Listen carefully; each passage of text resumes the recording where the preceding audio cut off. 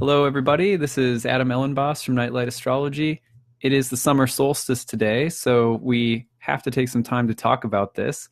A happy summer solstice to everybody. I hope that you guys had a great trip around the sun from last summer solstice all the way back around to this summer solstice.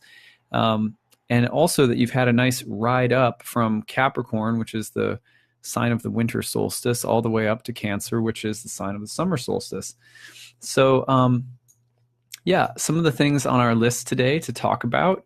We're going to talk about the summer solstice and its meaning. We're going to talk about its meaning astronomically and astrologically. It's very difficult to understand anything in astrology without understanding the underlying symbolic correlation of the astronomy.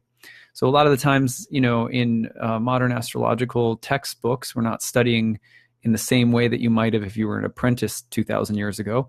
So we're not necessarily learning the math, the science. Even 50 years ago, 40 years ago, everyone was drawing by hand.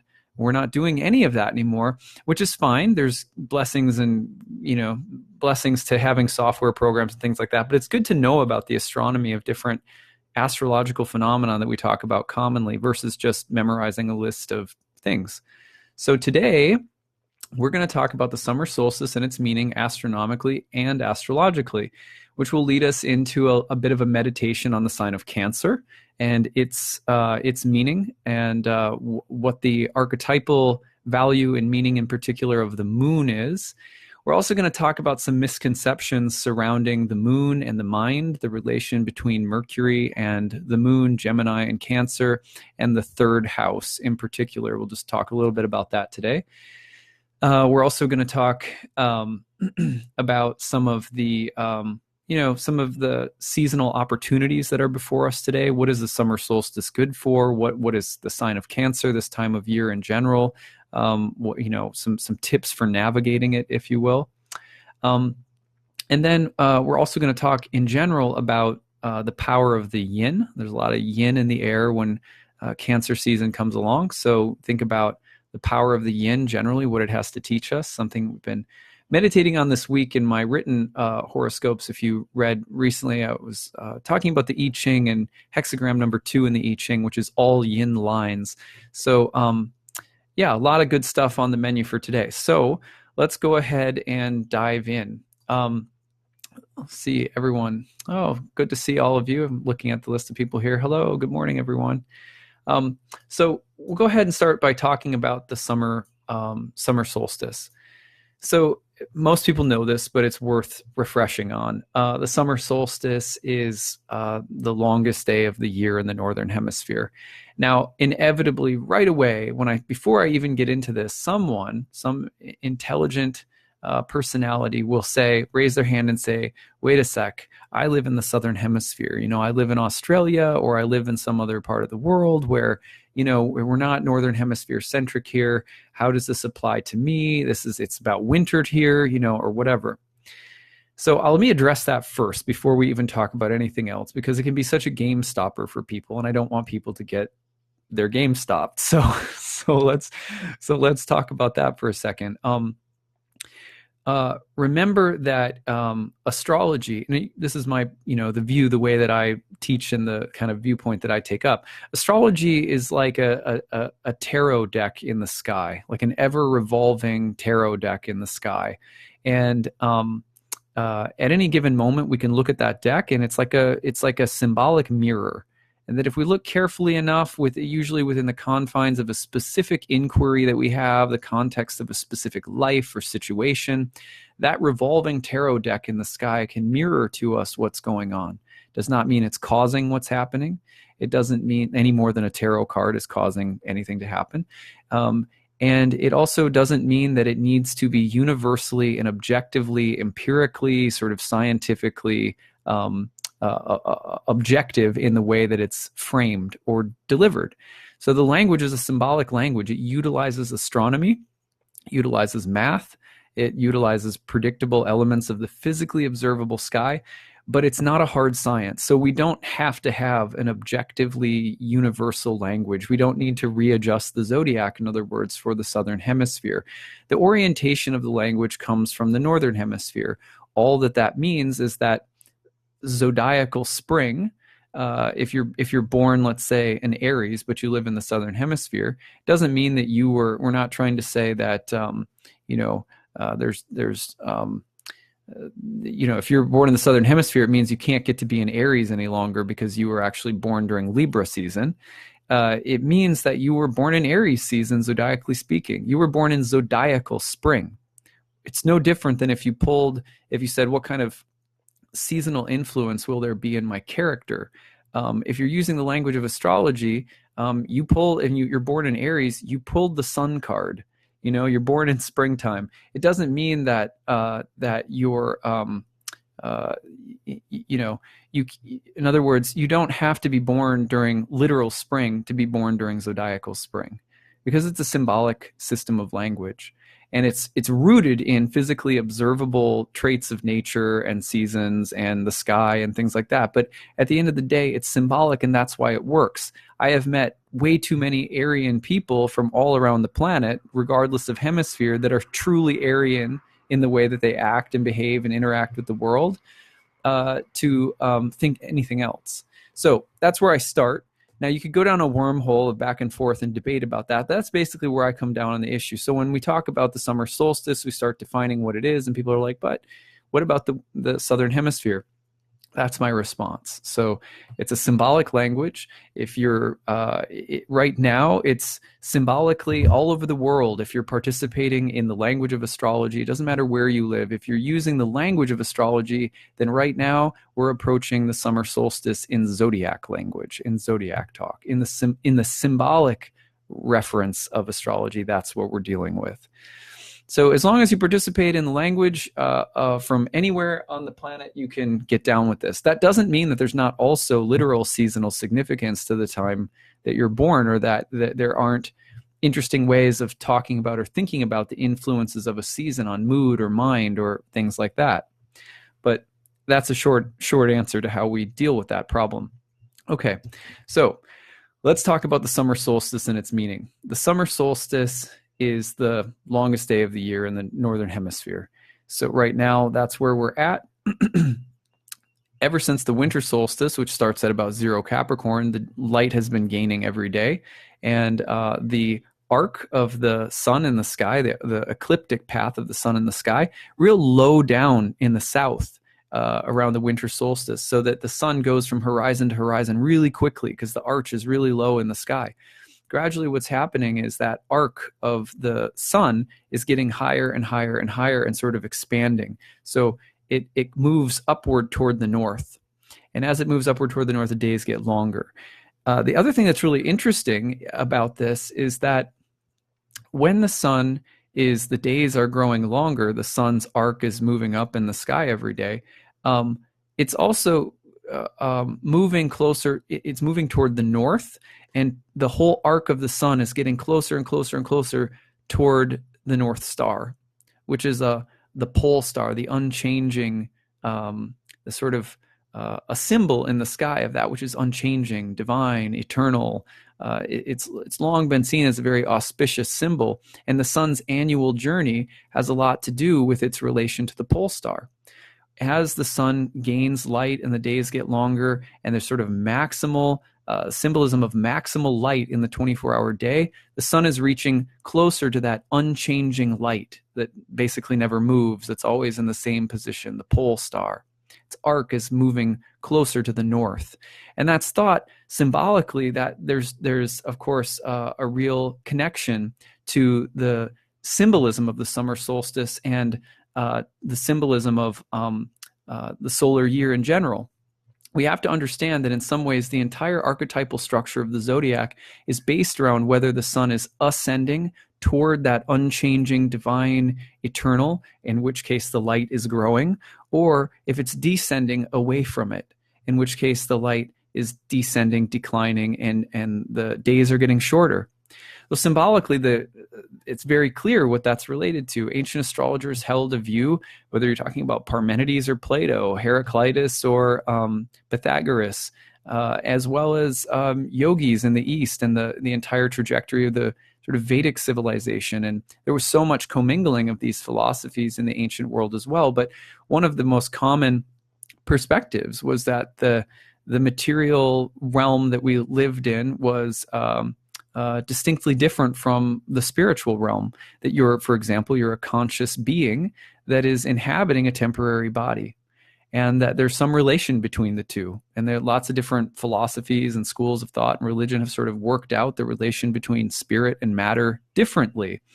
But when we see built into the zodiac the ascent of the light toward an unchanging light, the pole star, you get that feeling of the ascent of spirit out of matter and sort of back home to the spiritual realm, or back to source, or back to God, or whatever, or enlightenment, or something like that. You get the rise of spirit. The rise of spirit coincides with the rise of the light and the movement again of the light toward the pole star. What happens on the other hand is when the sun starts dropping away from the light, declining downward in the sky, you get the descent of spirit into matter. So you have spirit descending from somewhere into matter. I've just watched this happen, right? As my wife became pregnant last October, and then she's due next month. There has been, you see it happen. You see, you have this sense of matter forming in the womb around a conscious being that has entered. Right, and so this the descent of spirit into matter, and then you see the matter develop and complexify until it bursts out into the world into an actual distinct, separate form, a spiritually ensouled being, a material. The vehicle is occupied. Someone's in there, so. At any rate, you see that happening in life all around us all the time. And that's actually mirrored in the cycles of nature in the solar year. So you see the ascent of light and the in some ways, the differentiation, the desire to ascend spiritually toward higher and more ethereal planes or worlds or forms of enlightenment, etc. And then you see the descent of spirit into matter. So that's mirrored in the solar cycle all year round. So hopefully that makes enough sense. But the reason that I'm saying that as a background is because when it's not just the longest day of the year, and it also represents the peak, the place of maximal light. And what happens from there, everything that goes up must come down, right? So in the material world, this time of year is in many ways associated with the same type of thing that happens every day when the sun reaches high noon and begins to set. There is an inevitable decline, and it begins now. The summer solstice, longest day of the year, and the thing that starts happening right away that basically introduces us to the sign of Cancer, and wherein we find a deep secret meaning about the sign of Cancer, is the fact that the light now begins to decline. That we've reached the ascent, and now the descent begins. So a very simple teaching in life that we all know, again, is that which goes up must come down. So Cancer is, for example, one thing that you may find about Cancers is that my wife is a Cancer rising. Naturally, she's not crazy about me, being away or gone or in my office, just like reading lofty transcendental literature all the time.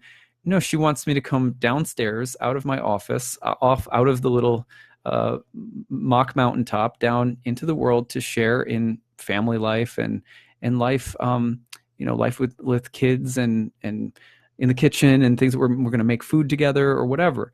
And that's just a very simple example. But it's like that for all of us. We all, none of us want to be on the mountaintop for too long. We all eventually want to come home. We all eventually want to go down into the valley of life. We all want to descend out of the cubicle. We all, it's like that's just like human nature. But also sometimes we resist coming down. There's a natural tendency in which we don't like having to, we don't like commitments. We don't like, if you ever had to go home and spend a week with your family, sometimes you really don't want to go. You really don't want to do it. There's something about returning to that place in the valley that reminds you of everything that you are and everything that you've been and all all the complicated ways in which you're tied to other people. And sometimes we don't like, oh, I don't want to do that. And so there's this beautiful and very deep and sort of ancient relationship between the ascent of light and the descent of light and everyday patterns in human life that we're all involved with. We want to be a part of things. We don't want to say goodbye to things. We at the same time, we don't want to be attached and held down by the web of life. We want to be completely free and independent of it. We want to be able to free agents. And yet the world doesn't usually allow us to do that. So these are all built into what the sun is doing at this time of year. And these are all like quintessential Cancerian features. The issues of the desire to be deeply emotionally attached or fused to someone or something else. And on the other hand, the complexities, the attachment, the emotional codependency, the neediness that comes in with that, all related to the peak of light and the inevitable descent. So, you can break down almost any archetype of the zodiac like this. You can look at specifically what stage of the solar year is happening at any given time, and you can then go from there to an understanding of most of what we say, so most of the sort of cliches that we say psychologically. The thing that gets us, that I don't want to be at work too long. I'd rather be home. I'd rather be with friends, etc. That's the desire of Cancer to come down off from the cliff of the pinnacle of light, right? Or the feeling of the feeling of I have obligations, I have emotional responsibility, I have emotional debt and burdens in life. I'd rather be sitting up and reading in my room for hours and hours and hours, but I have to, like my daughter, my wife, they need me. This is like these are all like these are like deep human dramas that are all sort of encapsulated in what's happening at this time of year. So just some things to think about with regard to the nature of Cancer and this time of year. We're going to say some more about this, but that's just a setup. The other thing to note about this moment is that there's also it's very important spiritually and sort of esoterically to talk about some of the deeper teachings, you might say, of Cancer and its relationship to the moon. The moon is the ruler of Cancer, said to be its home temple. Cancer is the home temple of the moon. So when we are when we're thinking about any sign in traditional astrology, one of the simplest things to remember is that for ancient astrology, most of what you need to know about a sign is which planet calls that sign home. So you have, when you think of Cancer in modern astrology, sometimes what you do is you just leap to thinking about all different kinds of archetypal patterns related to Cancer, like family and our emotional needs and emotional independence versus dependence. And you think about all these this web of like psychological archetypes.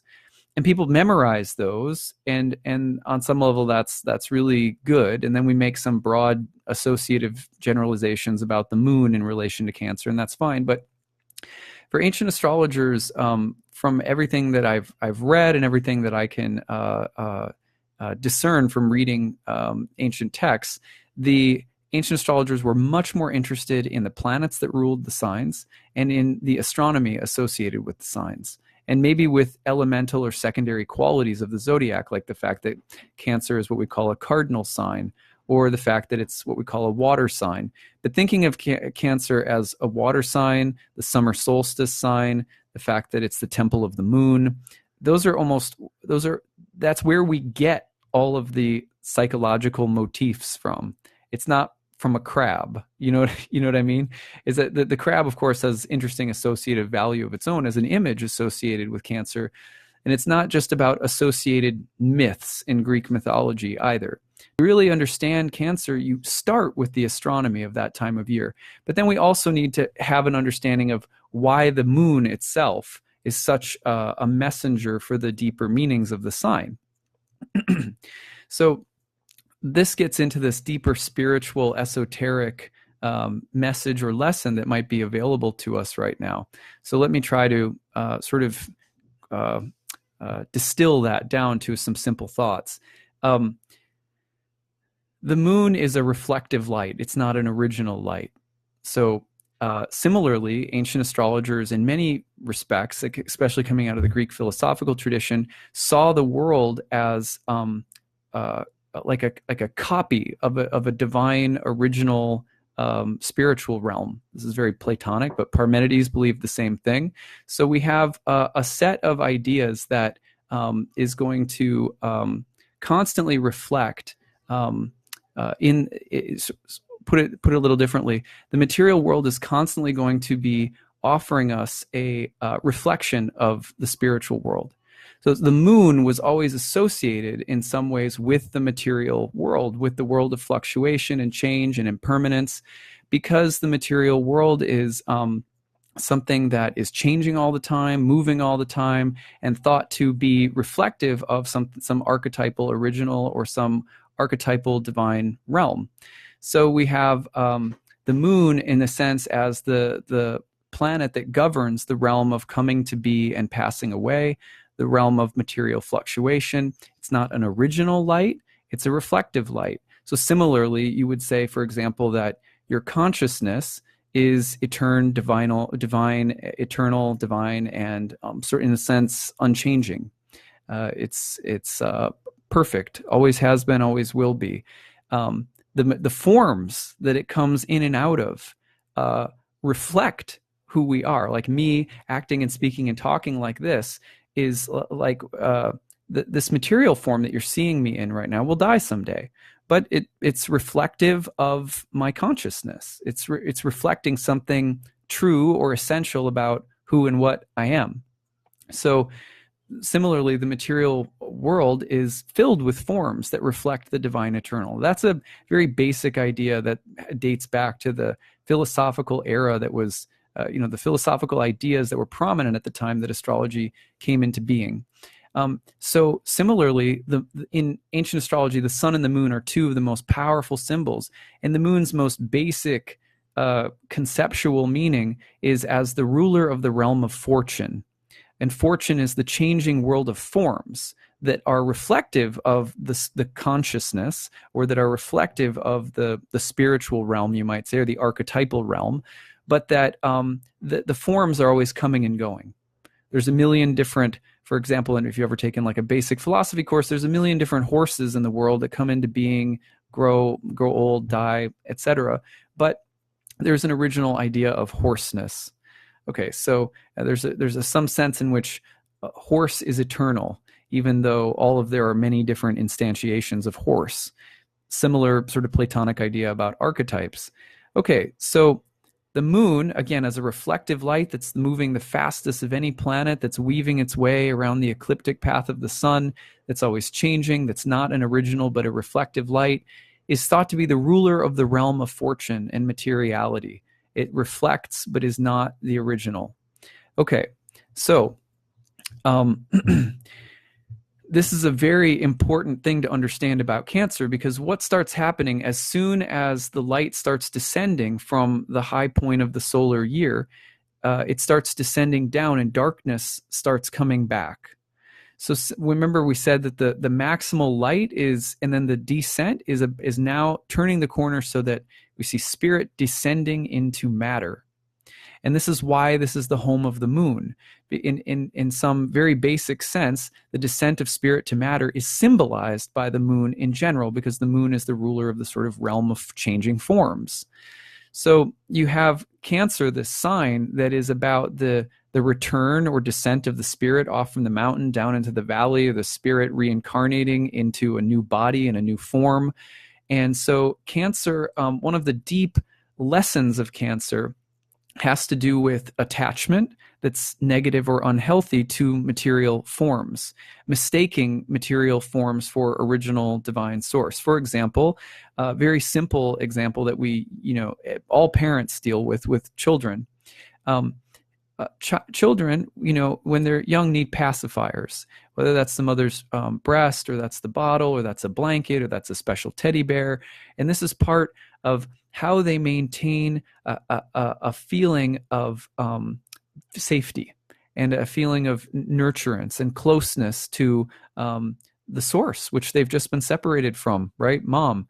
They were in utero, they were in this sort of amniotic place, this ocean of fusion with mom. Now they've descended into their separate form, and it's like terrifying, right? It's overwhelming, because the whole program isn't fully on board. So you're dealing with that. And on the one hand, this is there's a deep spiritual message in this, because it turns out that we're all children all throughout life. We, in material forms, like children, we are all constantly looking to connect to things in the world, our own versions of pacifiers and blankets, that can keep us close to that original feeling of source that we disconnected from. And that source is in us already. It's already there. It's not like it's out there anywhere. And yet we constantly go looking for it in all sorts of unhealthy places. We go looking for it in all sorts of places, but we know it actually won't fulfill us in. Now, so the basic, in a very basic way, we can recognize the spiritual impulse in Cancer to want to connect to the source. In material form, we feel far from home, and the need to be back home is very strong. This is the moon, this is Cancer. So we have to connect to something that reconnects us in the heart, tunes us back into that ever eternal present home within us and within others and within the world. We can begin to see it in others. We can begin to bring it out in our relationships. We can begin to bring it out in our community. That we all can tap into that, though. It's right there. So that's Cancer. That's a beautiful part of Cancer, like a child who genuinely needs to be connected to their mother. Spiritually, we all need to be connected to the heart and the seat of our original source and energy.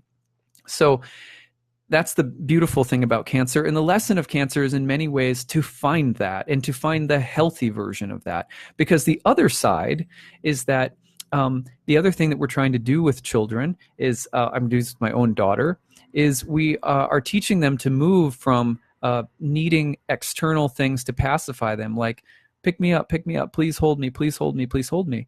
And it gets to an age, where they're like, my daughter, sometimes I'm holding her and I'm like, you're like 5 feet tall already. God, it's only been like, you're only like 2.5, and I just feel so different holding her at 2.5 than it did as an infant. She's getting bigger. And what we're trying to do, what all parents do, is you try to teach the kid how to find that sense of comfort and nourishment. They call it self-soothing, how to find it within. So how do you self-soothe? And it's a gentle thing that we teach children to do that very gently, by as gently as we can, without going completely mad because we have no sleep, But you get the point. Similarly, in the material world, we all move through life. The deep lesson of Cancer is, how can we find a signal to attach ourselves to? How can we self-soothe? How can we find that sense of nurturance and home within ourselves in a way that is not reaching for, things that are going to degrade our consciousness, make us deeply codependent, unable to stand on our own when things are unexpectedly taken away from us in life, because they are. That's what happens. If you're in a relationship, you're deeply codependent, and the other person can suddenly leave you, or the other person can, God forbid, die. Similarly, in life, anything at all in life that we attach to in an external sense changes quite regularly, or can go away and can leave us. There's no such thing as complete independence in this world. That would be unhealthy. But there is a sense in which, if we're not learning how to have a home within the heart, if we're not learning how to find a place to plug in that's inside of ourselves, then we're really setting ourselves up to suffer in life much more than we need to. And that's also the shadow side of Cancer, is that sense of getting lost in the illusion of Maya. Maya being the illusory realm. So we want our children to understand that you are your own person, capable of being on your own. This is front and center for us right now in the news, right? In the headlines, we've seen Mercury opposite Saturn, Mercury in Cancer opposite Saturn, right as children were ripped away from their parents. And in a way that is not healthy, and then it's passed off in the news as being, the political the powers that be say, oh, this is the consequences. These are the people were here illegally. These are the consequences. This is the harsh reality of it. These people need to be independent. They need to stand on their own. Da da da da da. That's not what we're talking about. That's the dichotomy that we get into with the opposite sign from Cancer, which is Saturn. There are hard lessons in life that we all have to learn about following rules, about being independent, about facing consequences, and et cetera, et cetera. But how many times is that line of reasoning used in order to justify harshness, severity, and not treating people, not remembering that we were all children once, that we all still are, that we all need nurturance, support, comfort, and that if it's taken away from us or stripped of us, if we're not taught and built up to be on our own, it's not the appropriate time in life to be ripped away from your parents. That can really, really damage people. And to hear people in the news justifying this is not at all the epitome of emotional maturity or independence. And neither would it be spiritually if we told people, for example, who were intense drug addicts that, well, you should just quit and start meditating. You know what I mean? Like, that's not independence. That's harshness. That's severity, and that's coldness of heart. There's a big, big difference. So we have to be very careful, because the dichotomies that can come up between Capricorn and Cancer at this time of year, we're actually in November, we're moving into eclipse seasons for a long time between Cancer and Capricorn. So these kinds of dichotomies become really amplified. One thing to remember, again, in general with Cancer, is that this time of year is a great time to carefully examine where we are finding that sense of at homeness, and can we do a little bit more to deepen it so that we're self-soothing creatures, so that we're a self-soothing being. But self-soothing looks different for everyone. For self-soothing, sometimes some people are going to need more time by themselves. And for self-soothing, sometimes someone needs to take more time away from being hyper-independent and work-oriented, and they need to spend a little bit more time with family. They need to get out of the office and, et cetera, which is what I'm doing today. After I'm done with this, I'm going to be hanging out with my daughter for the day. So, but it's a good time to check in and have some emotional intelligence, some emotional discernment, basically around, do we need to be a little bit more emotionally independent? Or on the other hand, are we so independent that we're not connected to anything in the heart? What does it look like to feel that sense of, how do you build that sense of there's a warm fire, like a hearth fire in your home, and it's burning in your heart, and it's warm, and you can be there and you can sit there, and every time you come back, it knows your name, it knows your eternal name, right? And then there's healing that happens. There's a feeling of relief, of nothing that has happened around you can matter when you find that place again. And we need to build that right now. Cancer season is the time of year to do that.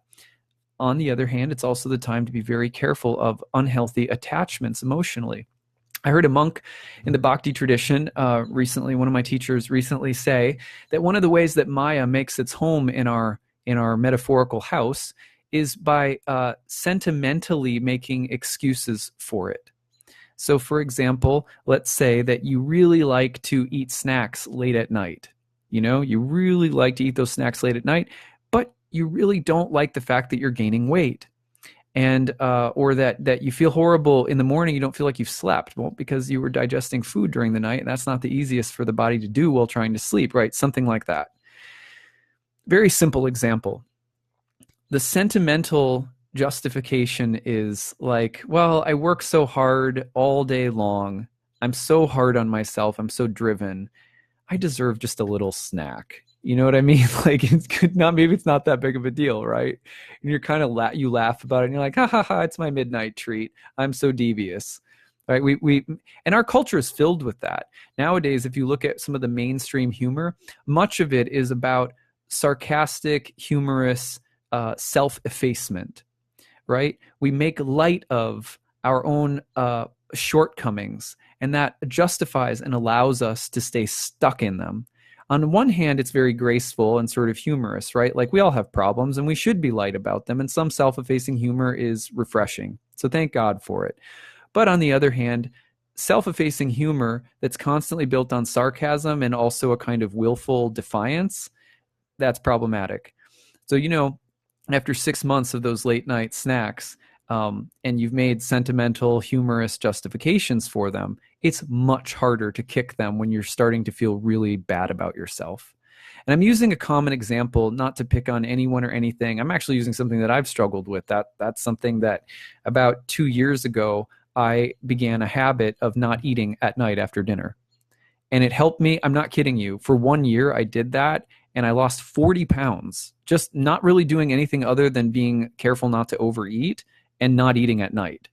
I mean, so like I had like, it was the first year that my daughter was in the world. Everything was so stressful. And late at night was the only time when she was finally down for bed that I had to myself. So I was just like totally going nuts. You know what I mean? Like Netflix and food, like, hello, that's the easiest thing to self-soothe with. But is that really helpful? No, I started feeling awful about myself. I started feeling depressed. I gained weight. I've never been someone who's like gained weight. It was like, have a kid, that'll put some pounds on. So that was my situation. But the monk was saying, if you make room for Maya in your life through sentimentality and justification, like, sweet little habit, sweet little innocent habit, it's not so bad, etc. A lot of the times, it will grow. It will proliferate. Similarly, no one has a problem with this. If you have a fungal infection on your foot and you go like, oh, that's cute, I'm sure it'll go away on its own. It's not a big deal. It's just a little patch of fungus. No one would do that. Like most people are like disgusted by having a patch of fungus on your foot. You'd be like, okay, you need to go to the doctor. I need to get a cream, or I need to put some herbs on it or something. Or if you have a cold, if you had a cold, you wouldn't sit there and just let it go unaddressed. You would address it. You would be like, well, I better take care of this cold or it'll take care of me. It's much harder to do with patterns of behavior that are chronic over a long period of time that are also part of how we cope and how we find emotional nourishment. It's so much harder to address those because the child in us, the neglected child in us, is right there being like, but I need a blanket. I need a stuffed animal. Life is hard and difficult and I'm stressed and I need something. Or it might be a more needy child that's demanding, right? But either way, cancer season is also a good time where that part of you will become more obvious. It'll just grow up out of the concrete. You'll see your needs more obviously, and then addressing them becomes a matter of finding out let's water the roots of the tree so the whole tree is fed, versus superficially pruning some branches. You can go on diets to try and deal with your self-image, but at the end of the day, if you're not learning also how to attach your heart to an inner love for yourself that's really profound, the dietary changes won't matter because you'll still have the same problem even if you get a different looking body. Well, that we all know this stuff. It's all really basic. It's the same stuff we talk to at our friends. We go out for dinner with a friend. We talk about this kind of stuff. It's really common. It's life in the valley. It's life in the world. It's life in the family. It's life in the familiar. It's life in the moon world. And yet, we are rarely happy unless we find a deep well of spiritual nourishment because we are conscious beings. Our real nature is beyond this body. And if we're not doing something to address the reality of our spirit soul and what it needs, what nourishes it, we are constantly going to be attached to things that eventually will be taken away, and there will be pain and sorrow and suffering when it goes away. And we can learn that way. We've been doing it for many lifetimes. But eventually, the experiences will add up and we'll say to ourselves, I need a true signal. I need connection to a true source. And that may look different for how we all find that and how we connect to that. But that's a deep part of the lesson of Cancer. So, summer solstice is a great time to make vows and new commitments. I want to give you an example. I've been so excited to share this. I've said a few things about it in some of my previous talks, but I've been really excited to share this. And so I'll share it with you now. And that is that a year ago, right now, I made a vow to myself on summer solstice that I wanted to get to know the energy of the sun more, because I'm a Cancer, right? And I've always been like a pretty nocturnal person. And I've always struggled deeply. I think many Cancerian men and women are like this, but I was born under a full moon and I was born with the sun in Cancer. So, that Cancer Capricorn split has always been pretty intense for me. So, a year ago, I was like, I want to get to know the sun better. My sun is below the horizon in my chart. It's in the third house. So how do you get to know a light that's below the horizon? Okay, well, I was born in the hours just before. I was born at 2:32 a.m. So I want to get to know my sun better. And to know my sun better, I have to get to know the sun better. So I decided to start getting up before sunrise. And I made a vow to get up every single day prior to sunrise for an entire trip around the sun, an entire year. And I decided that I would keep this mostly private. I've said it maybe a few times, but not most part have not broadcasted anywhere. And that I would get up before sunrise every morning, and that I would practice meditation for at least 30 minutes. And then I would practice my yoga asana on my mat. And then I would write my horoscope or get to work with whatever whatever horoscope or video content or whatever else I'm working on. And then have breakfast with my family, get to work for the day, read some sacred scripture in the morning too. So I did it. I did every single day for a year. Today equals 1 year. So every day for the past year, I got up before sunrise and I did it. I met the sun. I said hello to the sun and I meditated. About January, just a little over halfway through the year, I went to India. And while I was in India, my practices really accelerated because I was in basically like an ashram setting for a while. And when I came back home from India, my meditation went up from half an hour to a little over 2 hours per day. So since January, I've been now meditating about 2 hours per day. And usually just a little over 2 hours because I chant japa on beads. So it's a certain number of rounds that I do per day now. So meditation has gone up to about that per day. And the only thing I want to share with everybody is I never thought that I would be capable of doing any of this. And I don't consider, I consider the grace of the grace of the Lord, the grace of the universe. I consider grace to have carried me through this experience. There were times when I was sick and I got up and chanted. There were times when I was dead tired, I didn't get enough sleep, and I still got up and chanted and got up before sunrise. And I did it for a full year, and I want to share some of the basic things that I learned.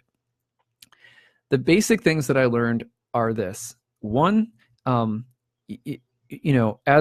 Krishna says in the Bhagavad Gita, that basically the time that many people in the world are waking up in spirit and soul and looking for that nourishment is usually the time of day that the sage or the yogi is going to sleep.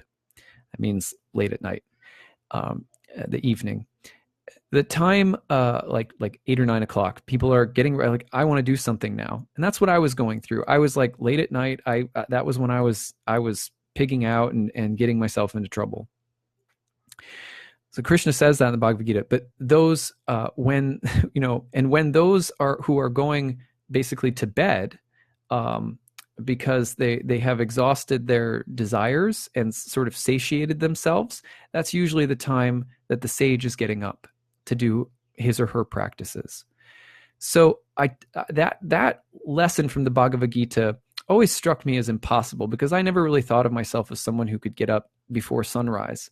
But I'm telling you right now that even if you don't do it for a year, which is really intense, I so highly recommend even taking one day a week to get up with the sunrise. Something fundamentally changes in your when you get up at sunrise. Whether you meditate 5 minutes or 2 hours, it doesn't matter. There's something about sunrise itself, rising with the sun, that helps you tap into that sense of home and that source beyond this world, that source in your heart, that eternal consciousness that you are. You can tap into that at the beginning of the day because the day is full and empty and quiet, and everything stands before you as possibility, which is closer to the nature of what you actually are in consciousness. So if there's anything I could recommend from this, simply, it would be just get up before sunrise sometimes. And if you already do it, then you know what I'm talking about. But if you don't, please trust me, I wouldn't make this up.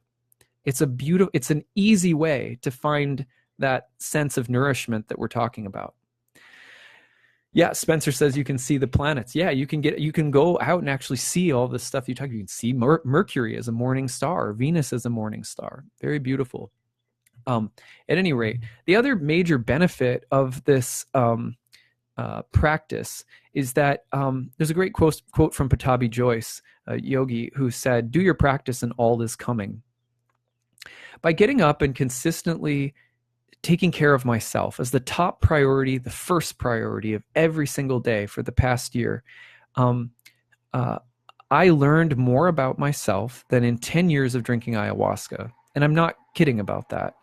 I learned more in 10 years about myself than in 10 years of drinking a high-octane psychedelic beverage in ceremonial settings where the transformation and learning was pretty profound. But in 1 year of getting up, no matter what, every single day, I learned more about myself than all of that combined. And I'm not lying. That's not an exaggeration.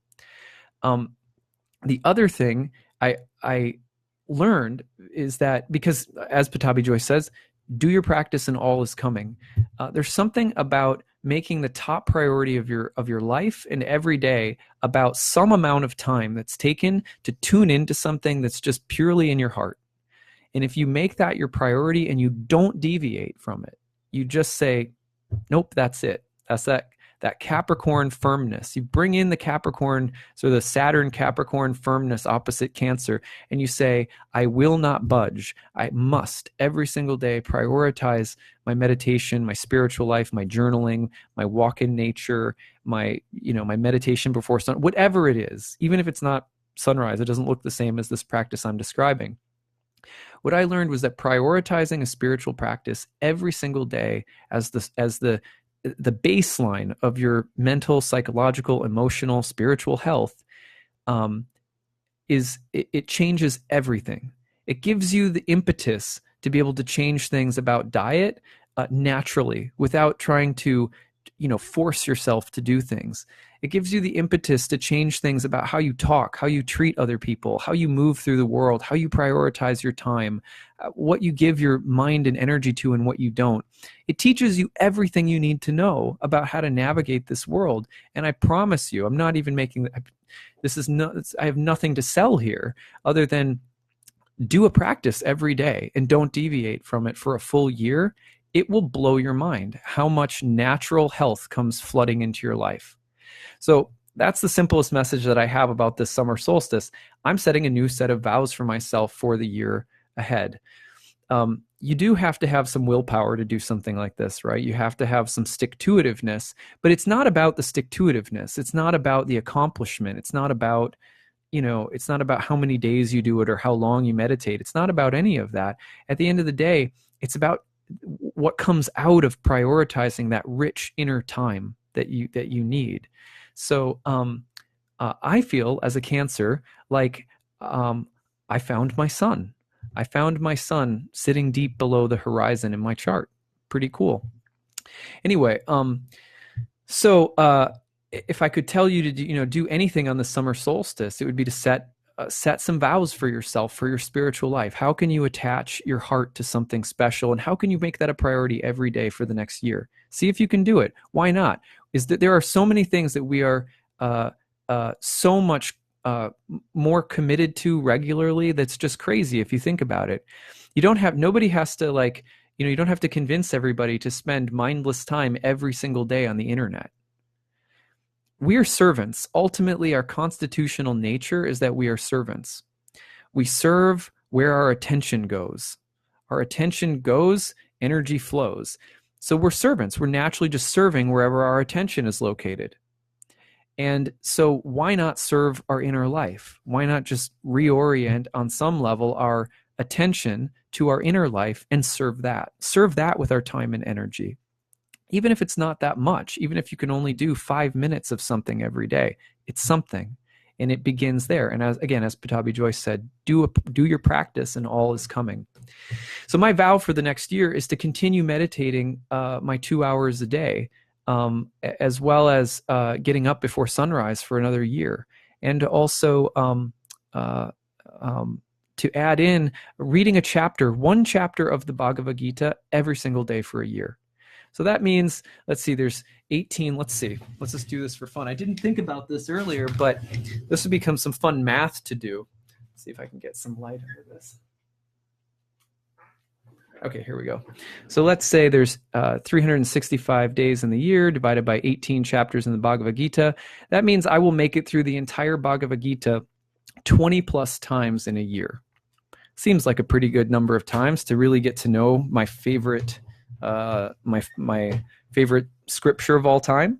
I love lots of scriptures. I love the I Ching. Those who know me know that I read sacred scriptures a lot. But the I Ching, the I Ching has been with me many years of my life, almost every day as a practice. So this year, I'm going to read a chapter of Bhagavad Gita every day, get up before sunrise, and continue the practice that I've been doing. So I hope that you guys will consider setting one too. My whole purpose of sharing with all of this with you guys is to hopefully inspire everybody to prioritize your inner emotional life. And so it's a lunar thing. All right. So a few things next about the relation between the third house and Cancer and the moon and Gemini and Mercury. Sometimes we think that the third house, it has to do with Gemini and the mind and Mercury.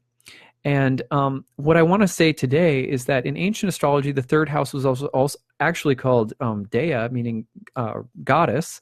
And the third house was called the joy of the moon. So in your chart, in your birth chart, if you ever look at it by whole sign houses, or even if you use a quadrant-based house system, a lot of the times people will associate the third house with something mental. And there's good reason for that. But what I'm here to tell you today is that for ancient astrologers, it had really nothing to do with Gemini or Mercury. It had to do with the moon. So in the third house, we have a variety of topics throughout the history of astrology. You have siblings, you have neighbors, you have the mind, you have the sort of intellect, communication, you have messengers and things like that. You also have short journeys or travel. And there's a very good reason that for ancient astrologers, the third house was called goddess and the joy of the moon. It was associated with the moon. And the basic reason for this is that planets in the third house, if you kind of have to conceptualize something that's a little tricky. But a planet in the third house by whole sign houses was most recently in the fourth house, but the primary motion of the sky has now moved it to become the third house. If you think about the wheel of the zodiac, everything going in a clockwise motion round and round the wheel, that's caused by the rotation of the Earth on its axis. A planet that's in the fourth, the sun, for example, if it was in the fourth house, where will it go next? To house 3. Where will it go after that? To house 2. Where will it go next? To house 1, where it will then rise into the sky, the rising sign, the rising place. Then it goes 12, 11, 10, which is high noon, 9, 8, 7, which is setting in the west, and then 6, 5, and 4, down to the base of the chart, the sort of underworld or roots of the chart. It is basically the darkest point of night when the sun is in that position. So let's say the sun is in the third house. It most recently was in the fourth house, but it has drifted away from the fourth house. Okay, zodiacally speaking, a planet in the third house is moving toward the fourth sign, the fourth house. So, for example, I have Cancer in the third house, Cancer sun in the third house. My sun in Cancer when I was born was going toward Leo by zodiacal secondary direction. It's moving from Cancer toward Leo, toward the fourth house. But the primary motion of the sky, which is much faster, is bringing it up to rise. So you have two motions always working at the same time. A planet in the third house is gazing at, looking at, moving toward the base of the chart, the fourth house, while being brought away from it to rise. So that dual action creates a very interesting set of archetypal symbols. For one thing, the third house is associated with siblings in your neighborhood. Why? Well, because a planet in that position has been pulled away from the home. The fourth house has always been associated with things like home, family, roots, property, etc. So a planet in that sense, in the third house, is being pulled away from or out of the home, yet is still looking back at it. So that's what we have the image of a neighborhood. It's proximally close to your home, but it's separate, different from it, yet shares, it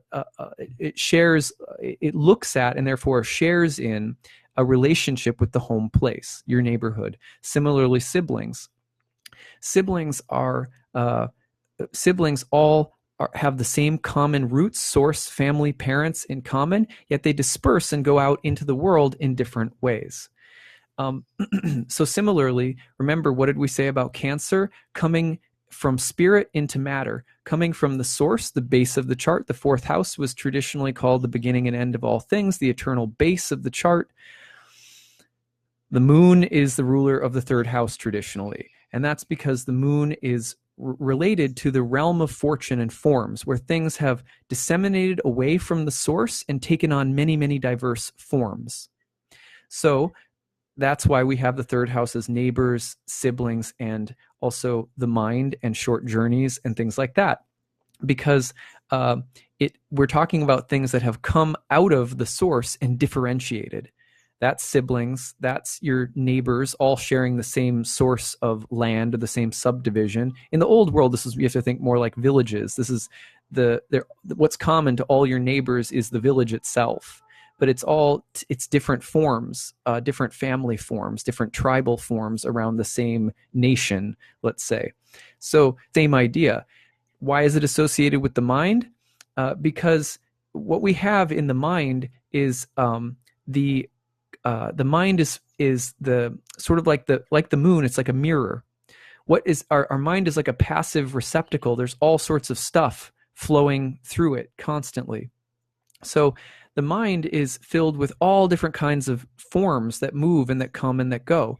So the mind is like the moon in the sense that if you've ever tried meditating, for example, what you'll find is that it's really hard to meditate because there's tons of thoughts moving through your mind. There's all sorts of things that you're thinking about and ways that you're preoccupied with stuff. So similarly, the moon and the mind are similar in the sense that the world was thought of as a manifestation of many diverse forms that are constantly coming and going. This realm of Maya shares similar root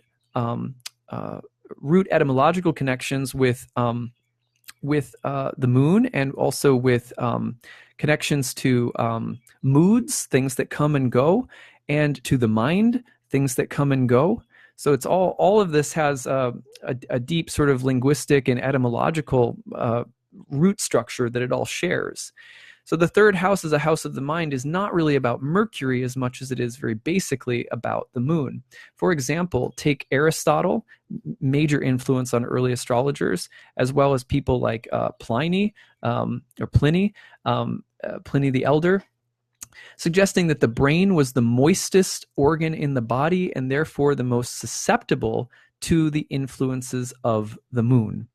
Your mind, your brain was thought of by ancient astrologers as early as, around the time of Aristotle, if not prior to that. I'm sure it was prior to that because you see Indian astrologers talking about this prior to this. You see it's there in all of the Parmenides talks about things that are similar to this. Anyways, it has a long history that because the mind is thought of as a sort of moist, spongy um, organ, and the moon is thought to control liquids. The mind is thought to be controlled by the moon. So you have a very ancient connection between the moon and the mind. But you have to understand that for ancient people, the mind was not just the thoughts in your head, and it wasn't just literally your brain. It was it was the ecology of your body. It was the ecosystem that you lived in, and it was the way in which the force of the moon was the most basic prognosticator of the fluctuations in the material world and the mind and the body. The most basic thing that you needed for medical diagnosis was in early medical astrology and herbalism was an understanding of the moon. It was related to when you could harvest your herbs, when you could pick them, how you could administrate them, because it was connected to the fluctuation of, energies, you could say, or humors and things like that in the body. Well, that's all moon stuff. And that echoes the fact that, again, we see the moon as not just related to my mind in my head, but the idea that actually your mind in your head is like a node within a vast matrix of called the physical material world. And you do have some autonomy here, but your mind is so susceptible to the influences around you. I want to tell one story to you guys. When I was in an ayahuasca ceremony in Peru, my very first time going down there, we went upriver 24 hours plus. We're eventually in dugout canoes. We were way back in the jungle. And in my very first ceremony, I'll never forget the simplest. It seems now like such a simple insight, but at the time, it was like it totally blew my mind. It opened the gateway for me to get interested in astrology and yoga, and it was such a simple insight. Or realization. So I'm laying there. And I'm just getting pummeled by this incredibly powerful altered state of consciousness. That's what, if you've ever read about ayahuasca, it's like a sacramental ceremonial psychedelic that's administered for the sake of healing and interpersonal growth in the Amazon. It's traditionally used to treat literal illnesses or psychological or psychic afflictions. But anyway, I've taken this incredibly powerful psychedelic. Part of why I was there was because I had just started to clean up my life after an opiate addiction. And I had read that ayahuasca could be very good for helping clean up with addiction. So even though I was clean, I felt like I was really sort of damaged by the addiction. And so I was trying to do some healing around it. So anyway, I'm getting like totally pummeled by this altered state out of my body, traveling through dimensions of memory and, reliving things that were very painful, but in ways that also illuminated just complicated layers of psychological revelation. Like, this is where this comes from. You were treated like this by so-and-so, but this is how their dad was treating them. Or this is, it's just this like complete overwhelm of, it felt like, some people say it feels like 6 years of therapy in 6 hours. And that first night, it certainly felt like that to me. I was just being totally overwhelmed. And I started going through a phase where I was seeing this entire watery realm open up. It was very watery, and it was permeated with the moon. And I had this deep realization, oh my God, I'm a Cancer. Like, I knew that I was a Cancer, like from magazines in the doctor's office, basically, from when I was a kid, because I grew up in a Christian family. Astrology wasn't so PC exactly in the church community, for fun maybe, but no one, would have taken it seriously. But I used to be really interested in it when I had to go get my allergy shots at the doctor's office. There was always, I think it was like Vogue or I don't know, Teen Magazine or something. There was a horoscope section, and I loved reading my horoscope. And I used to, in fact, I used to hide that I would buy like teenage pop magazines specifically to read the horoscope section. I would hide it from my guy friends because I was embarrassed because the magazines looked sort of quote unquote girly at the time. I know it's an immature, you have to think of my immature 14-year-old self, but at any rate, I was fascinated with the horoscopes. And then just for a long time, I just sort of forgot about it. So I'm having this deep, watery patch of visions and experiences. And I realized, like, oh my God, I'm a Cancer, and the Cancer is ruled by the moon. And it was like coming home to something that was true about me, that was truer than anything I could have said about myself artificially, like what kind of style I liked or what kind of music I liked, or it felt like a deeper truth somehow. And it was so remarkably profound, right? And so that was one of the first things that actually got me interested in astrology in my adult life. That began a sort of closet interest in astrology. It was in the closet for a while with it, just like I was when I was a kid. Anyway, so here's the realization, though. Um, uh, when I was in that space, I had this feeling of coming home, of coming home to something. It was very, very powerful. And I remember sort of being like, the watery realm that had opened up where I saw the moon everywhere, and it was this very powerful sort of moonlit nocturnal theme. And it was this feeling of having forgotten. I forgot who I really am. I forgot who I really am. And how do I get home to that? And then this seemingly totally random thing happened, which was that I started realizing my hand, like I was really out of my body. I started realizing my hand. And I realized that my hand was in a puddle of water, that I had somehow, there was a cup of water next to my mattress in the, basically in the lodge, this like thatch hut that we were in. And I had knocked over a cup of water, and it had spilled out onto the floorboards, these boards of the mesa that we were on, and my hand was resting in it. And then I was like, oh my God, my hand has been resting in water as I've been in this watery realm, right? And then I sort of turned, and I realized that the light of the moon was shimmering through the mesa and into the water that my hand was laying in. Okay, so that blew my mind, right? Because a couple of insights started flooding in. One was the first voice was like, oh, that's what caused all of that. So you were just having a moon vision, and you were having all of these things because your hand was in water and the moonlight's shining on your hand, and like in the periphery of your cognition, you saw that and your mind constructed it like a dream. Like if you were sleeping and your foot was pressing into your dog, you might start dreaming of dogs. So it was this really like super mental cognitive explanation that started coming into my mind, like you might hear in a basic psych class or something, a really empiricist kind of psychological response. And I was like, so was it real? Because then I started questioning, and then I heard a voice, and it was an inner voice, just a voice of truth. You've all experienced that sometimes, where your conscience just says something to you so clearly, and you're like, oh, wow, thank you for that. Like it just a voice of wisdom. So this voice came through, and it said, I'm not going to be able to repeat it verbatim, but it basically said,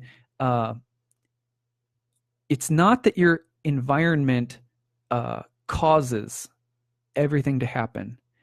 It's that your environment is integral to what happens. It's that your environment is integral to what happens. And it suddenly was like, just like a crink in my neck, just, and I was like, oh, wow. And then I started being flooded with all of these insights about how the things that I was surrounding myself with at home were all about attempts to get back to that feeling of being my deep inner self. The same thing that the moon vision had brought me back to. You're a Cancer. This is something that's very deep and true about you. Something that's more fundamental than what band you like. You know what I mean? It just felt more substantive somehow. And I was like, oh, wow. Yeah, that's true. Okay, so this voice was saying, it's not that the environment causes, but it's integral to. And what you surround yourself with, the environment that you surround yourself with, will shape whether or not you're able to access that deeper feeling of being at home in yourself, that deeper sense of your true self. Okay, so that ended up triggering for me like the rest of the night. From that point on, I literally descended into vision after vision after vision of all of the hellish things that I was doing in my life trying to find that deeper sense of self that we're all forced and inauthentic and desperate and, coming from my own confusion and coming from a place that was completely inauthentic. And I was seeing how the environment of my life was actually toxic. So you can imagine, this is about 2 or 3 in the morning. This realization happened. We probably drank about, I don't know, 10 or 11 at night or something. I ended up being up till sunrise in one of the most terrifying, difficult places of my life, barfing all night, because that realization triggered a flood of seeing how the web, the ecosystem, the ecology of my life was filled with unhealthy things, a web of unhealthy things, and then all sorts of mental distortions and justifications for the behavior or levels of denial. And I was just like barfing. It was so intense. But that was my very first and most basic astrological realization that led me back to astrology in my adult life and triggered the whole path of studying astrology. So I share that because that was a deeply Cancerian and lunar kind of moment. And my sun in the third house also, that environment matters. What's in your mind matters. What you put into your ears and your heart and your environment matters. So that's the deep message I wanted to give to you guys today. Something a little bit about the third house, remembering why the third house has to do with the mind and how that's actually connected to the moon, to the goddess, to the importance of environment and relation and the ecology of our life. And remembering that the final thought, we were going to talk about yin, and this is the final thought. The power of yin in our life is tremendous. That's the real takeaway from that lesson. Yin has more to do with influence. Sometimes we think taking an action is what matters the most. Like, well, if I take a course or I get a degree or I do this or I do that, that I'm going to accomplish something. But these are like discrete, these are linear, like hitting a nail, on the head, just How much more powerful is it to change the environment? How much more powerful does an entire web that you're swimming in and moving through have the power to change you? That's the power of the yin. Too often in life, in politics and everyday life in the world, what do we see? We see people, unfortunately, a lot of the times, I don't want to get on it's Mars opposite Venus today. I don't want to go into the battle of yin and yang. But too often in life, we do see a more masculine or yang-centric way of approaching problems. We don't think about changing the environment. We don't think about changing the mood or the tone. We don't think about the integral way in which a web of circumstances around us is always conspiring to create change. And when we think more about that internally and externally, it's actually a far more powerful force. It's not just submissive and receptive. It's submissive and receptive in a sense, but it's that receptivity of the yin. It's that more expanded awareness of the realm around us, the sensitivity to it, and the subtle changes that we can make. Then we can use the yang to make subtle adjustments in it. And then it's feedback in the way that it sustains us, fills us, holds us. It becomes not just a coping mechanism. The environment is not just set up to help us cope. It's not just set up to help us get off. It's set up to help sustain us at the deepest levels. It becomes a well of human nourishment. So that's the thing about yin that's so beautiful. And hopefully this has been a good meditation today on Cancer and the yin.